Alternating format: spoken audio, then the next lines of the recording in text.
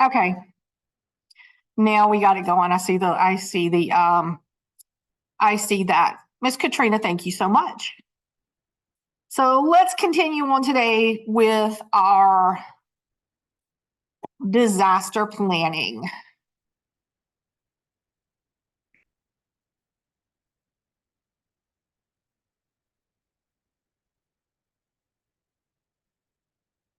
What you're going to be seeing here is live off of the internet. This is USDA site.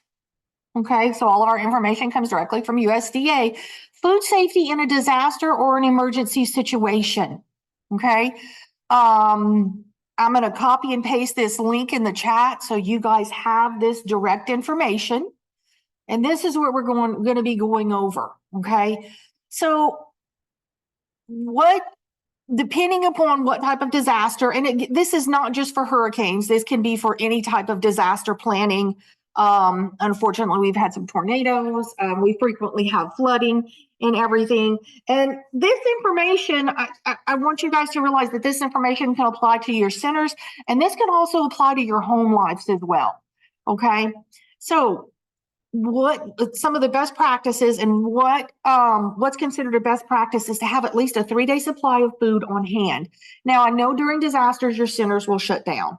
Okay, so take this information and apply it to your personal lives as well. And with this information, you can distribute this to your parents and potentially assist them out. So foods that have a long shelf life, foods that require little or no water or refrigeration, like shelf stable foods, ready to eat foods. Make sure the needs of the infants or other family members who are on special diets. Make sure that you are able to meet those needs, okay?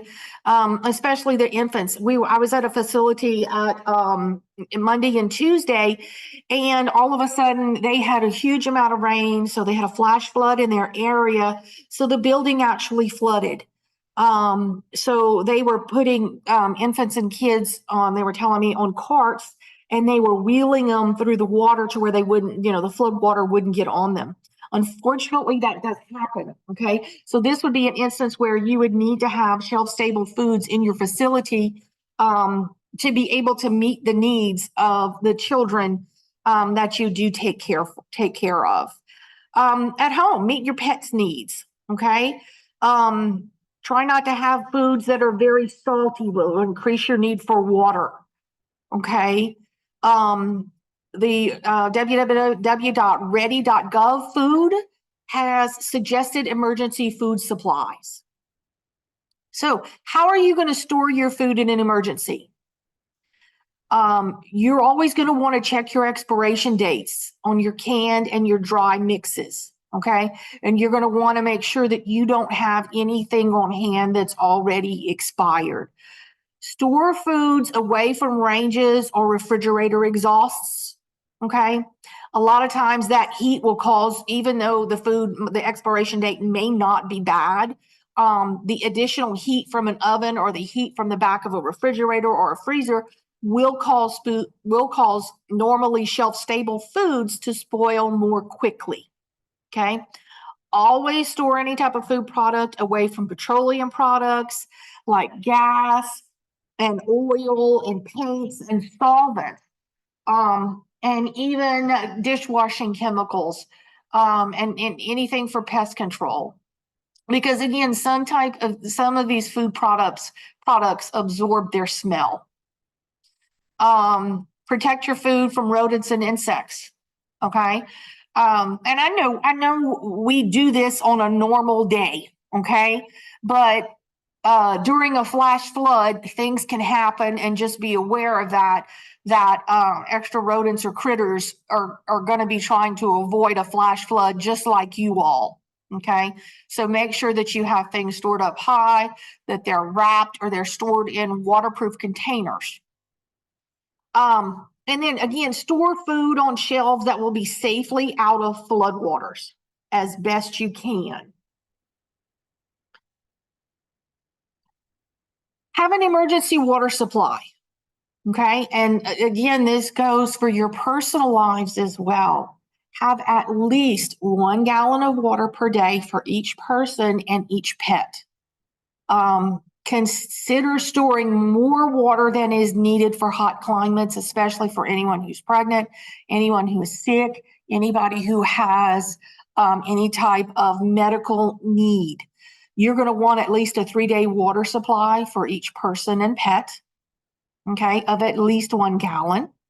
And make sure you store that emergency water supply where it's going to be safe, where it doesn't come in contact with any type of flood water, where it is maybe a tarp over it or inside of a trash bag, to where if the roof, if it's a hurricane or tornado situation, if your roof starts leaking, if you have a failure on that roof, then again, flood waters or any type of storm water or debris can't contaminate what you need to use. Okay. So again, that's a best practice to store those items in, above a flood water level, or just protect them as much as you can to where you'll be able to use them and they won't become contaminated. If you open a bottle of water, or if your water has an odor, don't drink it. Okay. Throw it out, and get a replacement. When in doubt, throw it out. Okay. You don't need, the last thing in a disaster that you would need is to make you, your clients, or your loved ones sick. Stored water, guys, stored water does have an expiration date. So replace your stored water every 6 months.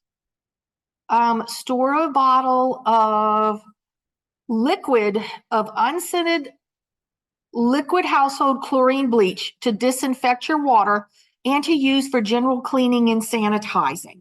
Okay. Store your bleach in an area where it's going to stay around 70. Okay. You don't want that to get too hot or too cold. The amount of chlorine does decrease over time.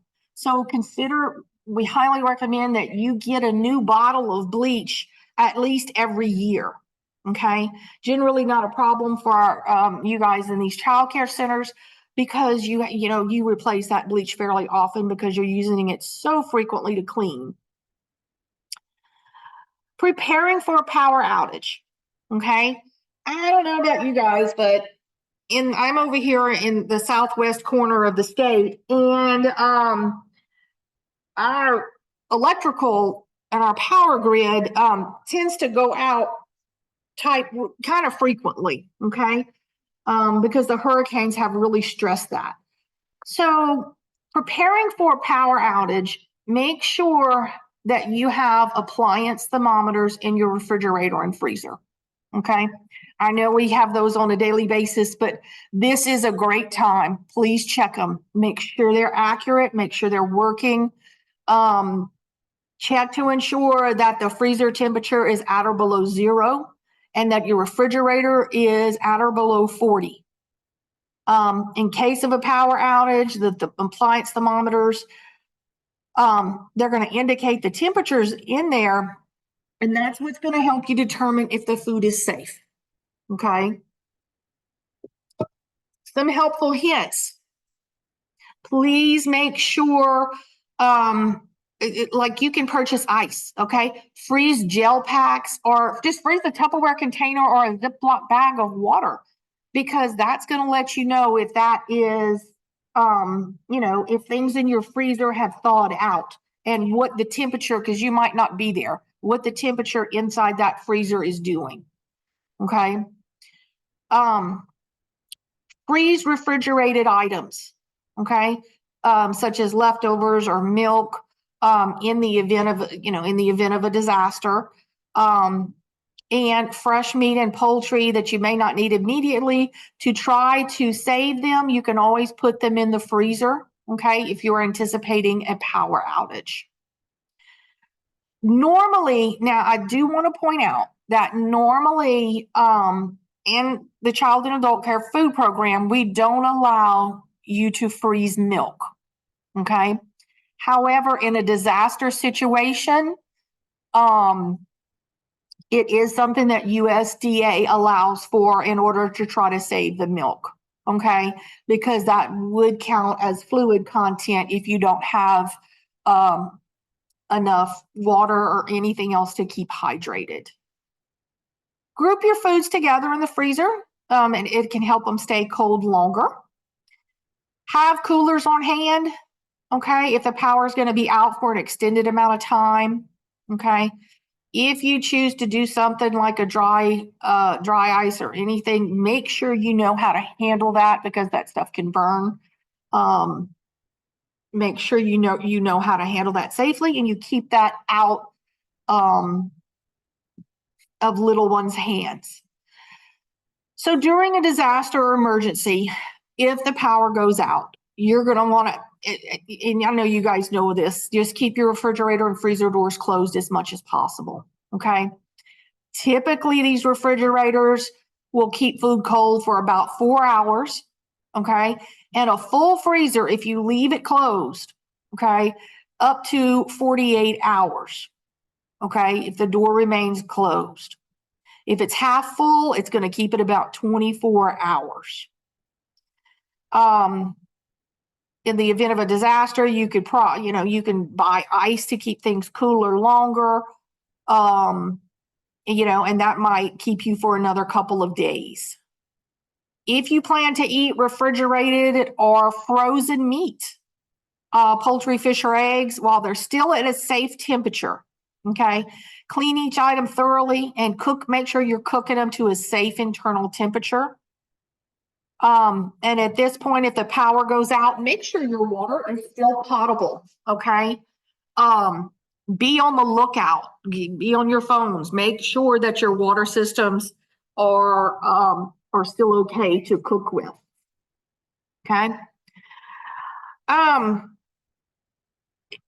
This one is interesting, and I really like during a snowstorm. I know we don't really have many snowstorms, but recently we have had a few ice storms that have caused power outages.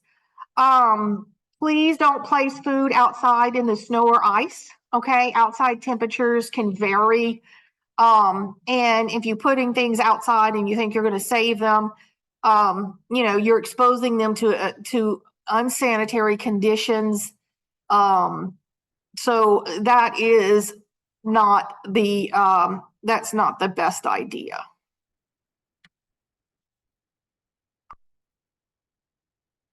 Any comments, questions, or suggestions at this point?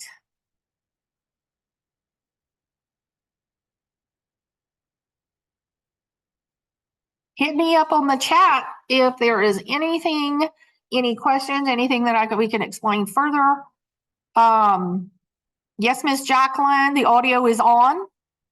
If you don't have any sound, turn up your individual volume on your computer because I believe everyone else is hearing me just fine, or the chat would be going berserk.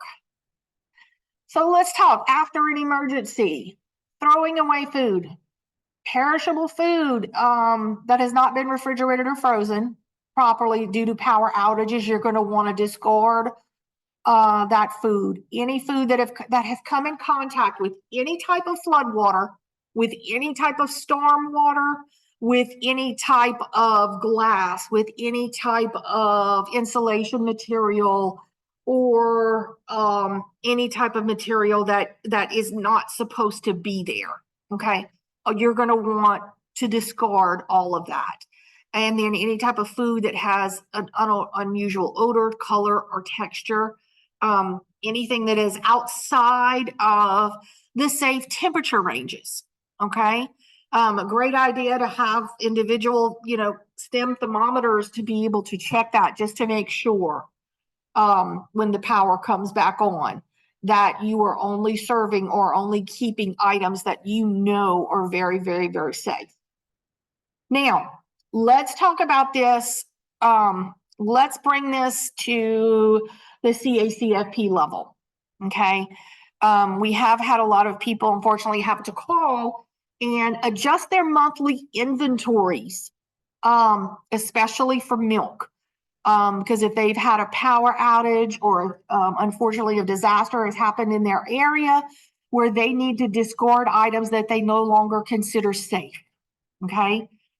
On your milk audits in Kid Care, there is a line where you can input the amount of milk that you have had to discard into Kid Care, so where it won't accumulate in your milk on hand, okay, and make things inaccurate. So either in Kid Care and or on paper, you're going to want to document any food and any milk that you have lost. Okay. A great way to do this is taking photos. Okay. As long as you put it in Kid Care, you can take a video or take photos. It's a lot quicker than having to write everything down. And you can write it down later, but for ease sake, taking a video or photos of anything that you have to discard is a best practice. So after a power outage, make sure first thing that you're going to want to check is make sure that all of your equipment comes back on. Okay.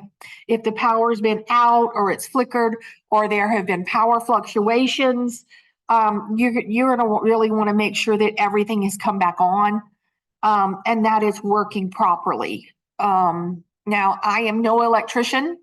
So you guys checking outlets, checking sure that the breakers have turned back on and making sure everything is safe.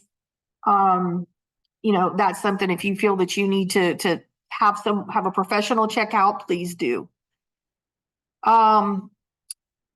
So if your thermometer has not been in the freezer, you can't find it in the freezer, you're going to want to check each package of food to determine that it's safe.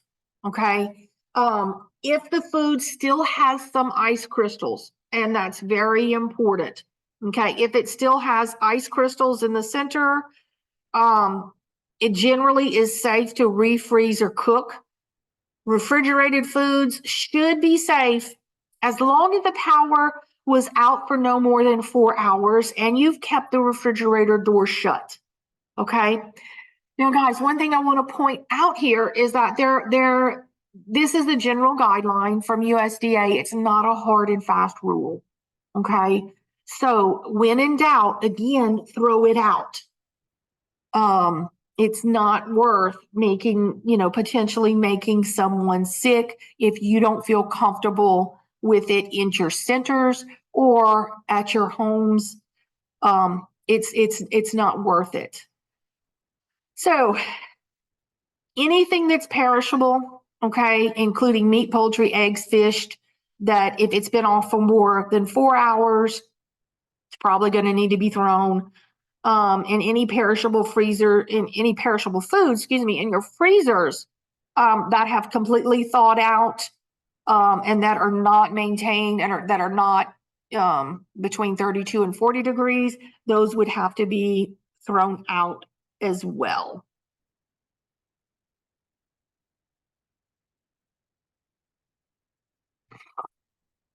Okay, let's talk about floods here for a minute.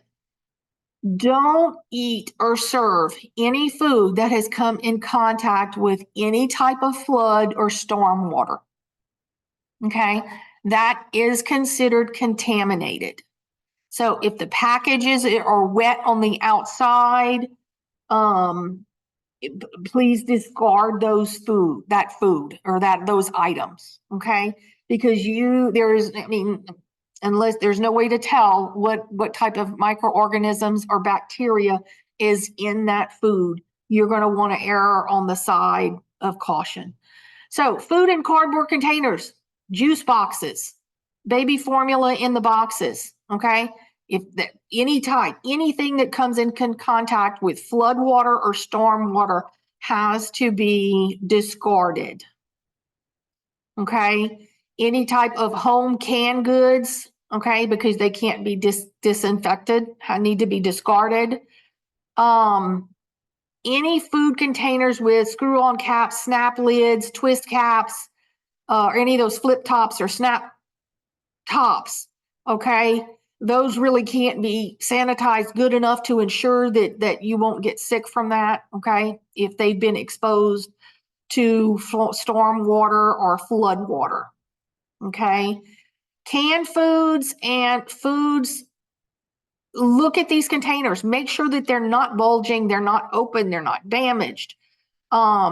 If you throw out cans or food containers that spurt liquid or foam, okay, again, you know those it doesn't kind of an easy call. You know those are not safe.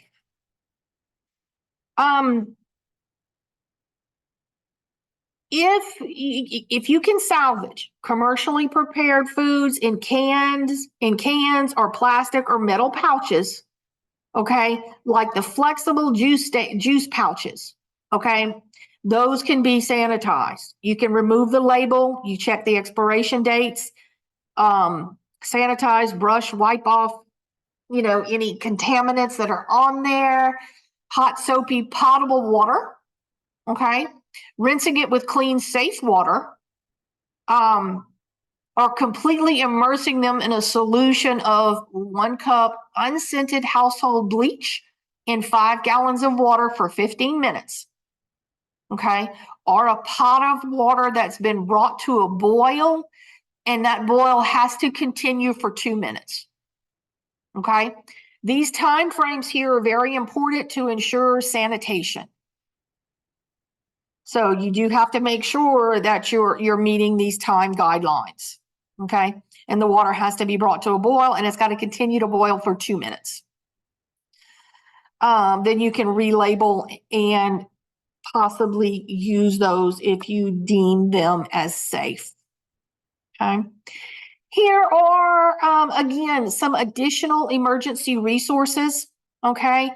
Food safety and images in severe storms, food and water safety during hurricanes, power outages, and floods.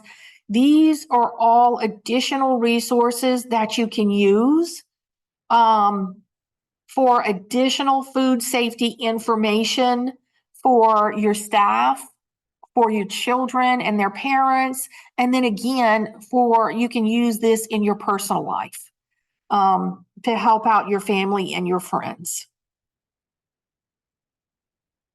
Any questions? Do I have any questions thus far? Has this been helpful? Does anybody other than me, hit me up with a hands up, does anybody other than me hope that we never have to use this? I am very nervous. I do not want to have to use this. Look at all these yeses and all these hands raised. Oh gosh. Absolutely. Really, really, really hope that we never have to use this, but we are going to be prepared even if we do have to use this. So thank you all very much for letting me know that you're still with me, that you're still listening with all these comments and with the hands up. We're going to shift directions. We're going to shift our topics now. And I wanted to provide you guys with some updates of some things, of some requirements from USDA and when they're taking effect, because some of these are taking effect July 1. So added sugars, okay? Added sugars. We have had updates to CACFP guidelines, and we as a state agency follow these guidelines, and you guys as CACFP providers and sponsors and participants follow these guidelines as well. Most of these updates have a compliance update of July 1, 2024. A few of them are extended to October 1st of 2025. And we're going to tell you all of these things right now. So our first one is on added sugars. And this is an updated requirement that breakfast cereals contain no more than 6 grams of added sugars per dry ounce. Okay, and yogurt contain no more than 12 grams of added sugars per 6 ounce. The implementation date for this requirement is October 1 of 2025. So you will hear us, and this is for the Child and Adult Care Food Program, which is us, CACFP. You will hear us. We will have additional education sessions on this as well. We currently have added sugar regulations for breakfast cereals and for yogurts. This does tighten it up just a little bit. Okay. So, and we have an implementation. We will not be citing this for 6 grams and 12 grams up until October 1st of 21-25. So we will be providing technical assistance and educating everyone on this guideline. Flavored milk. There are no changes in flavored milk. So I just want to take this time and let you guys know that the current requirements for operators to offer flavored milk and unflavored fat-free and low-fat milk to participants ages 6 years and older. There was no change on this. So we still require breast milk or iron fortified infant formula for our infants 0 to 12 months.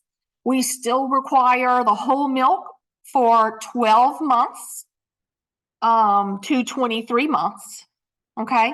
For their 1-year-old year, they need whole milk. They need that additional fat. And then for 2 years on up, a 1% or a skim milk.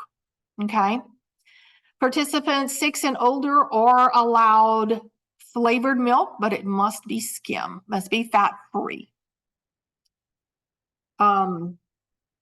Yes, Ms. Crystal, you will be able to get a copy of these requirements. And I will post the links to both of these in this chat right here. And yes, Ms. Denise, you are absolutely going to receive a copy of this PowerPoint. Now, these handouts, because I was directly on the USDA site for this, and I'm directly on a browser for this.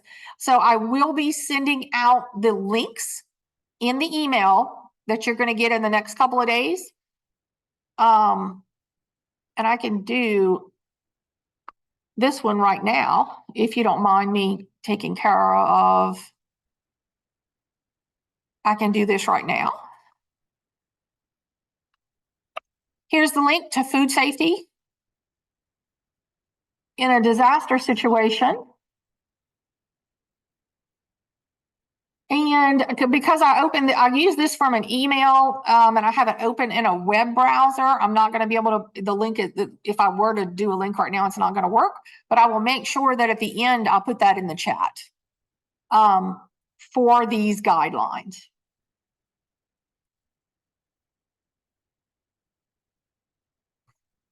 Meal modifications, okay? This goes into effect on July 1 of 2024. This states that both state licensed healthcare professionals and registered dietitians may write medical statements to request meal modifications on behalf of participants with disabilities, okay? What this regulation does is it expands it expands who can write a statement of allergy or who can write a statement of participants needing meal modifications, okay? This defines a state licensed healthcare professional as an individual who is authorized to write medical prescriptions under the state law regarding non-disability requests. It makes it clear in a regulation that USDA encourages institutions and facilities to meet participants' non-disability dietary preferences when planning and preparing CACFP meals. This is not a big change on this one. What this does is, before we would say you would need a statement from a physician or a nurse practitioner. This allows if the child in your daycare or under your supervision is seeing and being cared for by a registered dietitian, this allows that registered dietitian to write that note. Okay, it recognizes that registered dietitian as, again, a medical professional, and says you can accept a note from a registered dietitian, and it would have the same weight as a physician or a nurse practitioner. Okay, USDA wants to encourage providers and sponsors to meet your children's specific needs. Okay, and we know that when we need a doctor's note or a dietitian's note or a nurse practitioner's note when it's an allergy or when it's a medical reason. And we know that if it's a religious reason, we can accept a statement from a parent, or if it's just a parent preference. Okay. And we have in March, I want to say, if you go back, to the March PowerPoint that is on our Fit Kids website, for food safety, we covered when do you need notes and when and how long that you need to keep them. So we covered those three situations. But again, as of July 1st, if a registered dietitian writes a note, you are allowed to accept that. Substituting vegetables for grains.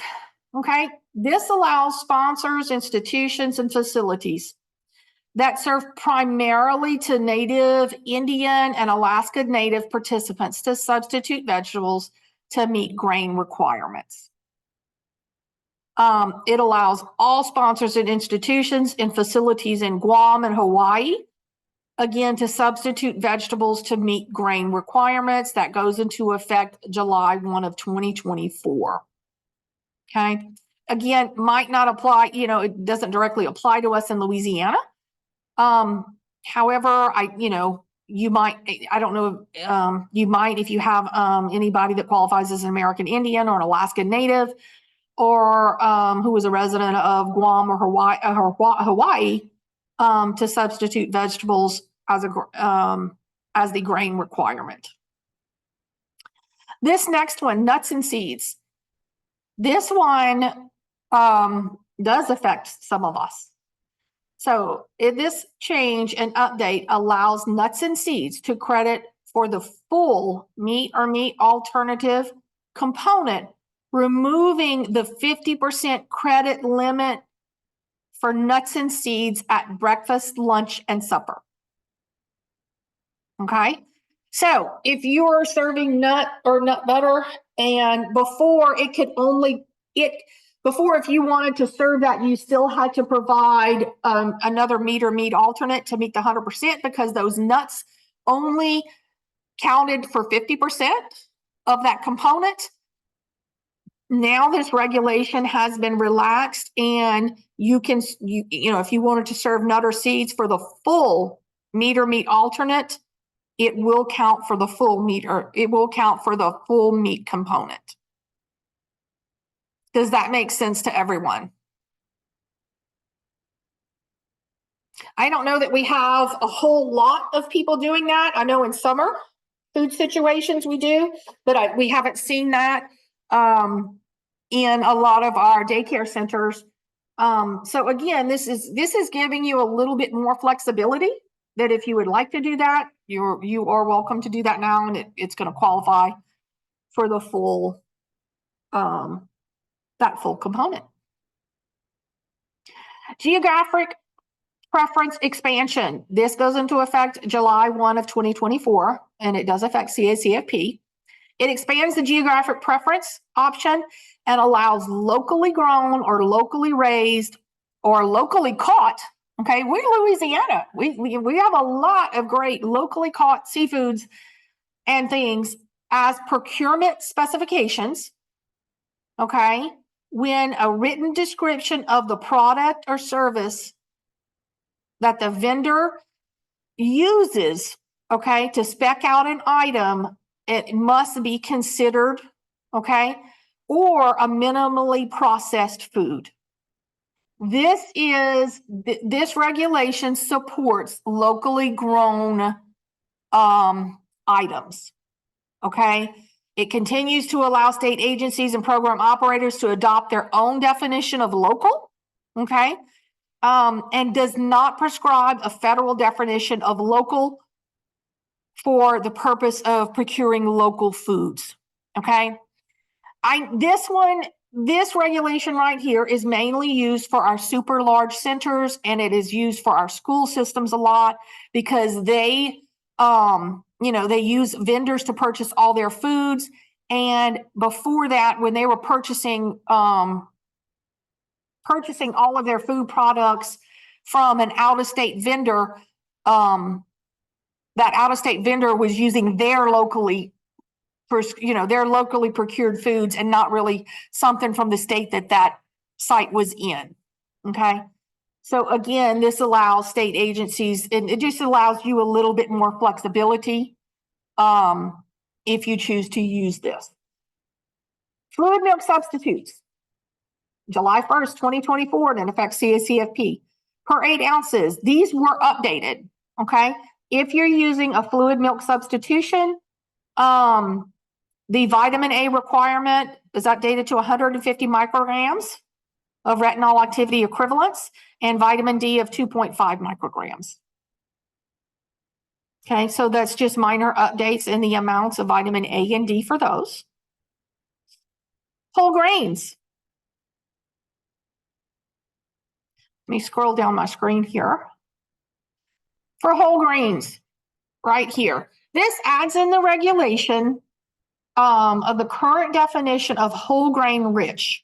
Okay, this adds the statement that the grain content of the product it can be between 50 and 100% whole grain, with any additional remaining grains being enriched. Okay, so all this is a clarification statement. And we in Louisiana, we were already following this clarification statement. So if you remember that whole grains, the first ingredient on the ingredient list for a grain had to have the word whole in it, WHOLE. Okay. So this is clarifying that if the first statement, the first ingredient says whole, okay, that it is allowable to be considered a whole grain if it is between 50 and 100%. Okay, so some items like your breads, your pastas, it said 100% whole grain. Okay, a lot of other items, even though it was whole grain, it didn't say that. But as long as your first ingredient says whole, it is acceptable. Other miscellaneous changes, the wording of this changes. So it used to say dried beans and peas and legumes. It's changed to beans, peas, and lentils. It changed. It's no longer going to say food components. It's going to refer to meal components, which is totally fine. Additional updates. It just removing outdated language of functionally impaired adults. It adds definitions for meal components. A meal component means one of the food groups which comprise the reimbursable meals. The meal components, as you guys know, are fruits, vegetables, grains, meat alternates, and fluid milk. Okay, so they updated some language for these requirements. And for meals, it removes certain endnotes for clarity and combines related footnotes. Okay, to improve the readability in these meal patterns. Okay, That's important because things can get kind of confusing when USDA was writing these. So they're just improving their clarity and improving communication with us, the state agencies, and with the providers. And it updates, the last thing, it updates meat or meat alternates in the meal pattern table for children ages 1 through 18 and adults participants to use ounce equivalents and refer to meat and meat alternatives and sources, listing specific foods within the category. Okay. In kid care, it is already ounces or pounds, or it is already a measurable quantity. So you guys probably won't notice anything different from this updated regulation. But still, we wanted to tell you about it just to make sure that you know that you just need to be aware of these new and updated regulations. Okay. So really not a whole lot that's going to affect your day-to-day operations. Okay. But again, you're on this program and these are things that you need to know. Okay.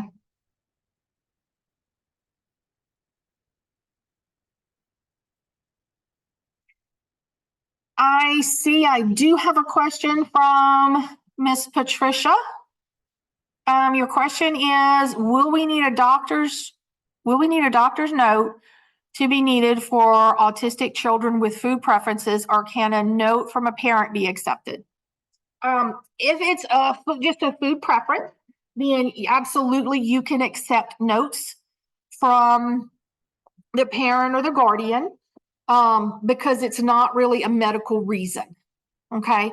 So, and if it's a hardship on you to accommodate that child, you can require that the parents bring in the foods that that child would need, okay, or that child prefers.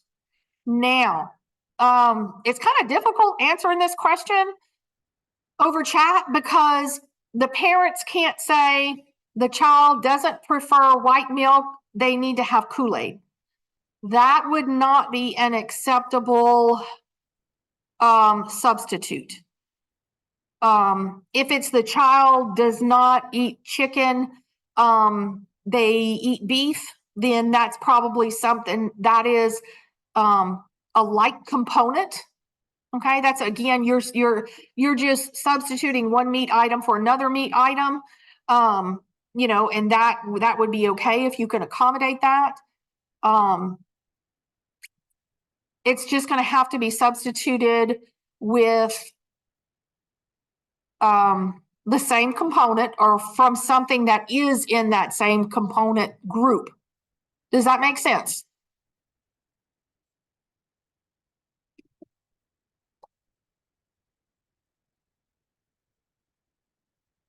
Okay. So they can't, okay. So yes, Robert, that made sense to you. They can't send they can send as many notes as they want, I guess, but if, it says my child does not eat vegetables, or this child specifically does not eat vegetables, give them 2 servings of fruit instead. That's not acceptable. Okay. So again, it's really going to depend upon what they're asking to be avoided and what they're asking to be substituted.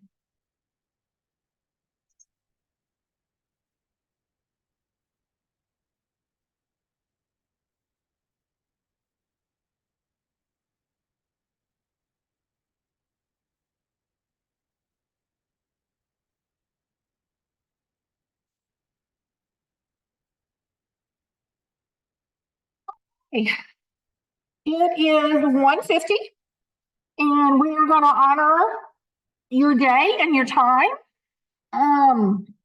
This is how to contact us. Okay, I've recently updated this. We have 2 new staff members, Miss Jody Corbett and Miss Karen Price. We are happy to have them on board. This is our contact information, our fax number. the website address, and then how to get in touch with Kid Care. This is exactly what you need to get in contact with us. So please don't forget this screen. So what happens next? Okay. Over the next 2 days, if you're watching this live, okay, because you guys are on the live presentation today, you must have attended the presentation for at least 45 minutes, and Zoom automatically tracks that for me for each participant. So if you've met those qualifications, you will be receiving an email, okay, in the next couple of days with your certificate per se. And that's what you keep for Pathways, okay, to track your clock hours, okay? If this is coming straight from a mail merge, so if you did not put your email address in correctly, if you've made some typos in your email address, you will not be receiving that. It's probably going to bounce back to me, and or it won't go through at all. So we're trying to automate the process. And get you guys your certificates, which is an email. It's not an actual certificate, but it's that email counts as your documentation for your clock hours for attending our training today. Miss Debbie, I see your message. And your question is, what was the last thing you said about substituting 2 fruits for a vegetable? Okay. So I was addressing that question about the autistic child that had certain preferences, okay? And I use that as an example because it was kind of hard to answer that question because I didn't know what the child did not want. So again, I was using the example that if the child said, if the parent wrote a note that says, this child doesn't want any vegetables whatsoever, won't even, doesn't want them on his plate, substitute 2 servings of fruit. That would not be acceptable according to CACFP guidelines, okay? Because you have to have 1 vegetable and 1 fruit. So if the child wanted an additional serving of fruit, then they could have an additional serving of fruit. However, they must have the vegetables as well. Okay. The only situation, whereas if they were allergic to that particular vegetable, then you would substitute with another item from the vegetable category. But they need all of those components. Did that answer your question?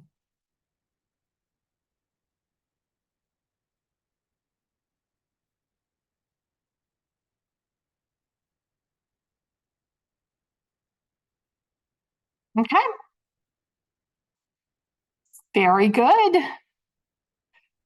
Well, guys, it is 1:55. That ends our presentation and our education for today.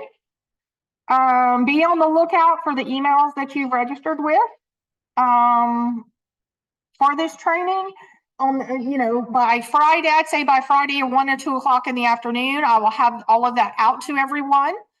So be on the lookout for that. And if there's no other questions or comments, our training has ended. Please enjoy the rest of your day.